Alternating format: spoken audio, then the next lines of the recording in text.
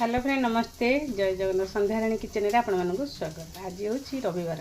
तो रविवार आज मुझे कौन कौन खाଇବା बन आपण साथ सेयार करी। आज मुझे बनई उषुना भात देखु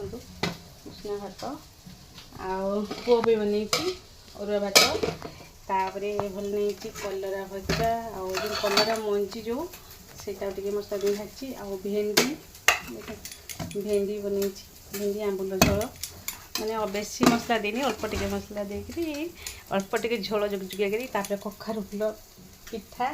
तापर आमर जगतसिंहपुर माने कहती बाड़िया डालमा आम तो सब जेकोसी आइटम हो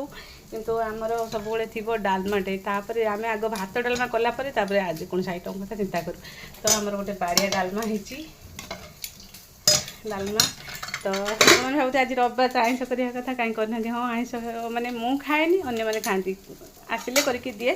तो आम आज चूना माछ आसी तो तापर मुझे बन देखु शाग भजा आउ मु बन माछ भजा ये चूना माछ भजा बाप पुओ खाइबे पुओ को भोक लगुला तो मुझे नहीं आसिली अल्प टिके बनईदेवी बोली तो भाजिकी देदेवी आ सबुथ कम तेल पड़ी आम बेसी तेल खाऊनु आ देह खराब हो बोली एबे डाएट करुचु समस्ते कम तेल मसला करुचु कम तेल मसला खाइले देह पे भल पाटी की स्वाद न लगुचे कि देह पे भल कि पाटी की स्वाद लगुच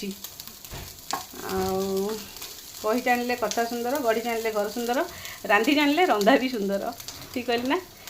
तो चलतु माछ भजा होगला तापर चलतु आमे खाइबो तो आप जातु खाइबे रोची बाय बाय जय जगन्नाथ।